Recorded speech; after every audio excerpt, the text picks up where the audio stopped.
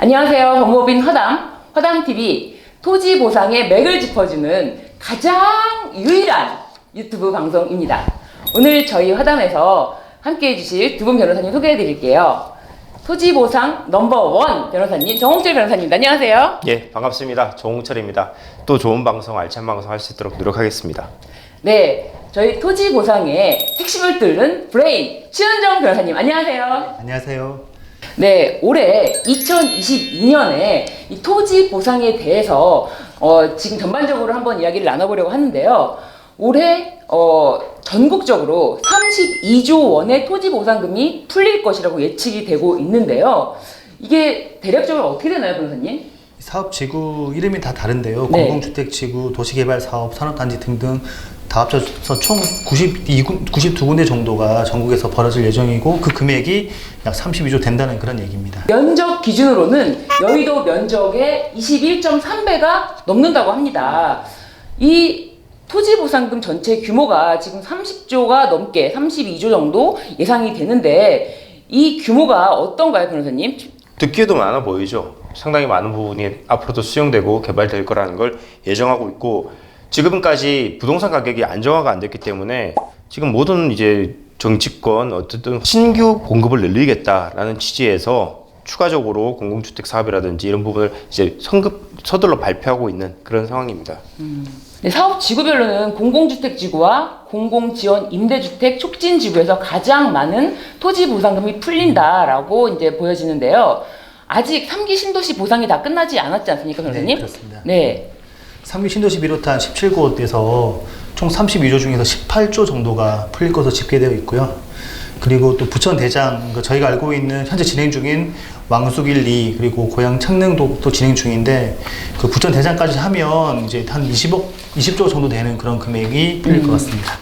오늘은 전체적으로 이제 사업지구가 또 이제 그 중에서 어떻게 되는지 한번 살펴보고자 하는데, 지금 상반기에 계속 진행될 지역은 어떻게 되나요? 예, 기존에 이제 진행됐던 것 말고 올해 상반기 중에서는 가장 큰 곳이 고양 창릉지구 그리고 대전 동구 공공주택지구가 각각 3월과 6월에 협의보상을 개시할 예정에 있습니다.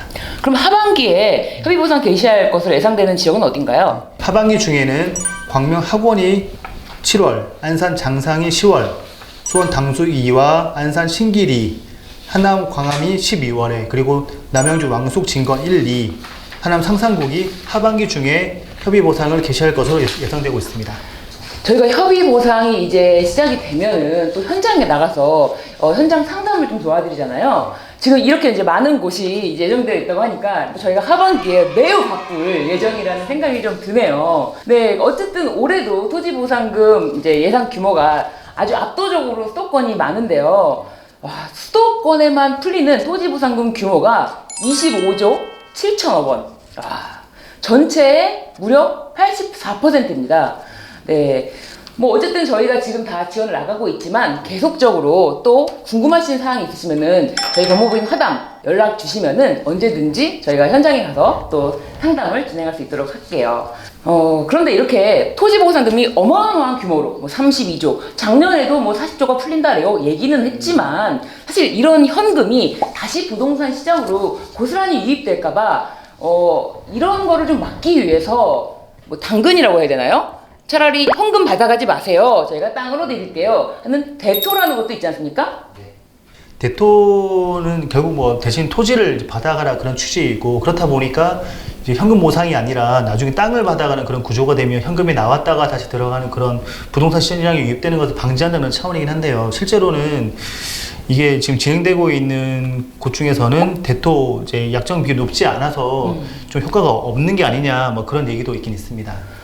이 대토가 계약률이 좀 어느 정도 되나요? 구체적으로는? 지금 실제로 진행되고 있는 하남 교산지구, 인천 기양지구는 12%, 10%. 그러니까 굉장히 지금 적은 이제 비율이기 때문에 아무래도 현금으로 지급 등을 받겠다 뭐 그런 취지는 좀 몰각되고 있는 것이 맞고요. 근데 이 그렇습니다. 가지고 있는 땅에 대해서 수용을 해서 사실 실제 받을 금액을 적게 주면서 일시로 내보내는 상황이기 때문에 결과적으로 돈이 풀렸다는 것이지, 마치 그 돈을 가지고 투기를 한다, 뭐 그 돈을 가지고 강남에 있는 땅을 산다, 아파트 산다, 뭐 그런 얘기를 하시는데, 실제로 대부분 제 상담을 해 보시면 수용된 이후에 원래 그 집에 살고 있었기 때문에 하남에 사시던 분들이 갑자기 강남에 와서 사시는 일은 많지 않으니까 그 인근 지역의 땅을 사고 싶어서 비슷한 생활 수준을 유지하고 싶은데 실제로는 살 수 없어서 더 멀리 가는 경우가 많지. 그 돈이 뭐 수도권으로 들어와서 뭐 오히려 강남 뭐 부동산 시장 교란한데 그렇게 보는 게 자체가 좀 어폐가 있지 않나 그런 생각을 하고 있습니다. 근데 이 대토를 하시는 분들도 뭐 굉장히 뭐 높은 비율인 것 같지만 실제로는 뭐 12%, 10% 이렇게 결과가 나온 걸 보면은 대토라는 것이 엄청난 당근으로 작용되지는 좀 않는 것 같아요. 어떠신가요, 변호사님? 대토에 대해서는? 실제 그냥 대토 비율이 계약 비율이 낮다 이렇게 보는 거는 조금 그냥 피상적으로 보는 것 같고 내부적으로 들여다본다면은 근린생활용지라든지 아니면 단독주택용지 개인적으로 쓸 수 있는 대토들은 경쟁률이 치열해요. 대신에 이제 공공주택용지 아파트를 줄 수 있는 용지 같은 경우는 사람들이 그걸 신청을 해서 내가 그 아파트 지을 대규모 단지에 뭐 지분 뭐 한 뭐 1000분의 1? 뭐 이 정도 가질 수 있는 비용밖에 안 된다면은 실제 실효성이 없기 때문에 그런 부분은 안 합니다. 근데 대토의 전체적인 비용에서는 그쪽이 크죠. 실제로 그럴싸하게 대토를 줍니다. 하지만은 대토를 신청 아예 못하는 땅들을 주고 있어요. 그래서 그런 부분들 때문에 대토 계약이 많이 좀 낮게 나오고 실제로 대토가 실효성 있는 부분이 좀 떨어진다. 또 한편으로 말씀드리면은 대토를 잠깐 가만히 볼게요. 대토가 제가 집이 있어요. 집을 보상받았어요.